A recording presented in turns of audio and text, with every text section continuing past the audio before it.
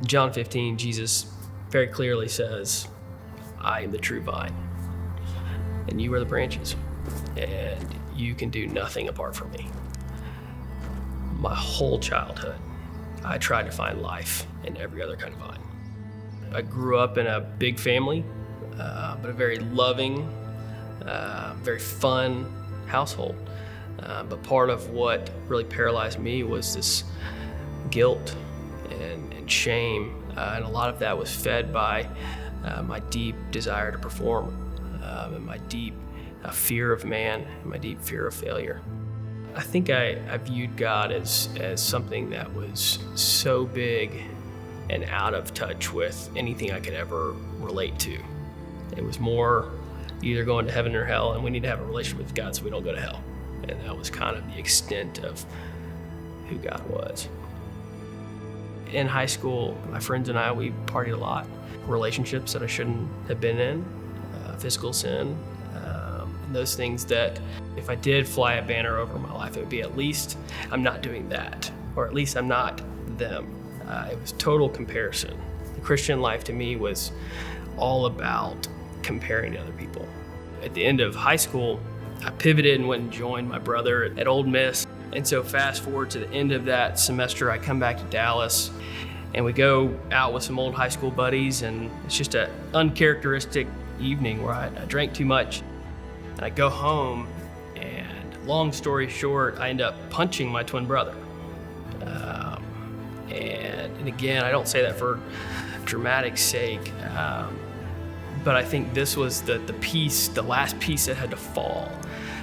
Because the next morning when I woke up, my brother's black and blue, and he wouldn't tell my mom who did it. And I walked out there and I said, man, I think I did it. And my mom looked at me with such sadness and shock. It just destroyed me, because this perception that I've been trying to achieve for so long was finally ruined. I've been playing this game for so long that in one moment, in one evening, I felt like all of it was lost.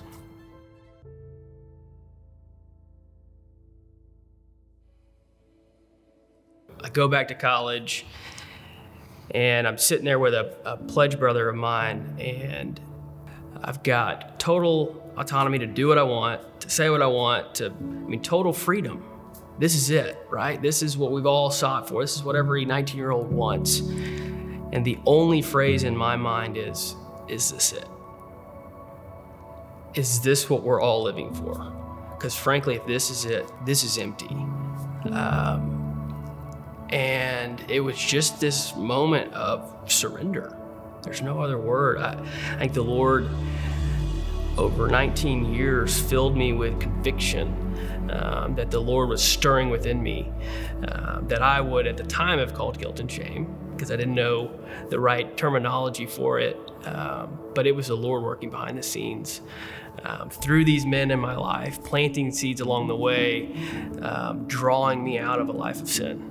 And so college for me was just like clumsy kind of walk. And it was beautiful and it was challenging. But I got to learn what accountability looked like. I got to learn what truly wrestling with the Lord looked like. I got to learn what worship looked like.